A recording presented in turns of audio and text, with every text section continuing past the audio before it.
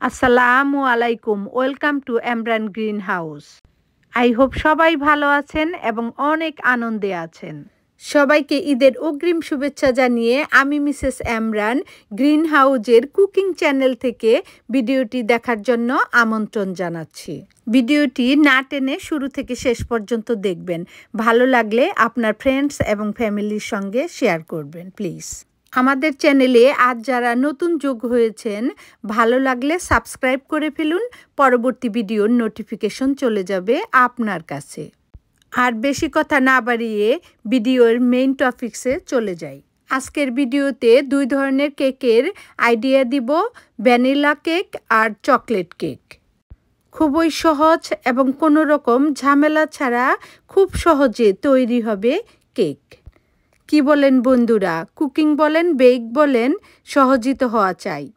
এটা তৈরি করেছিলাম ভ্যানিলা কেক আর ডেকোরেশন করলাম স্ট্রবেরি ফ্রুটস দিয়ে।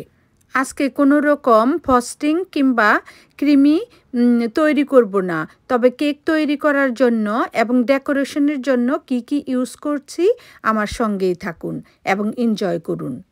এটা তৈরি করেছিলাম চকলেট কেক আর উপরে ফ্রস্টিং দিয়ে ডেকোরেশন করার পরে কর্নার দিয়ে কালারিং আইসক্রিম স্প্রিঙ্কল দিয়ে ডেকোরেশন করে নিলাম। আমি বিগিনিংয়েই বলেছি খুবই সহজ এবং খুবই সিম্পল, কিন্তু খেতে দারুণ মজা।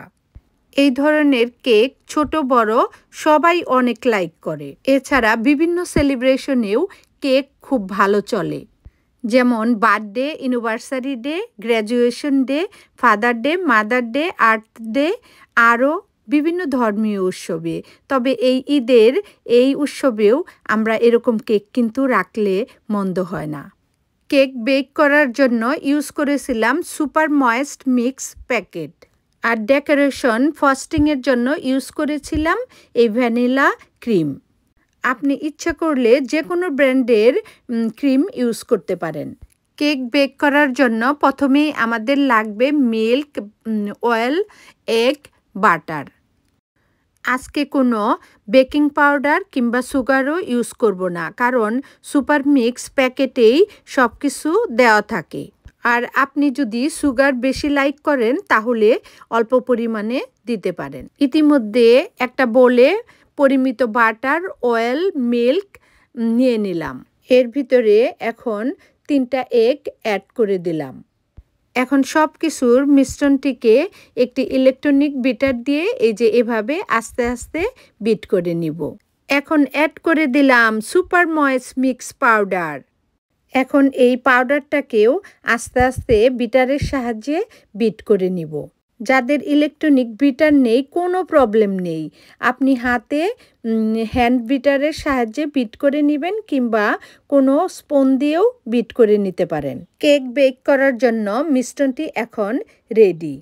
অন্যদিকে একটা মাঝারি সাইজের ট্রে নিয়ে তার ভিতরে কিছু বাটার দিয়ে দিয়েছিলাম। এখন কেকের সব মিশ্রণটি ট্রের ভিতরে ঠিক এভাবে দিয়ে দিব। মিশ্রণটি দেওয়া শেষ হয়ে গেলে ট্রের দুপাশে ধরে ট্রেটা একটু নাড়িয়ে নাড়িয়ে কিংবা আস্তে আস্তে ঝাঁকিয়ে ভিতরের বাতাস কিংবা বাবল বের করে নিব। এই তো দেখতেই পেলেন বন্ধুরা, ঠিক এভাবে, ঠিক সেমভাবে ভ্যানিলা কেকটাও তৈরি করেছিলাম সেম ব্র্যান্ডের প্যাকেট ইউজ করে। এখন এটাকে ওভেনে বেক করব, আর ওভেনটাকে আগেই 15 মিনিট প্রিহিট করে নিয়েছিলাম। 350 ডিগ্রিতে 30 মিনিট বেক করব। কেক বেক করার পর ডেকোরেশনের আগে অবশ্যই ঠান্ডা করে নিতে হবে। কেকটা বেক হয়েছে কিনা একটা নাইফ দিয়ে চেক করে নিলাম। Cake ready. এখন ঝটপট ডেকোরেশন করে নিব। আবারও দেখা হবে, কথা হবে নেক্সট ভিডিওতে। বাই।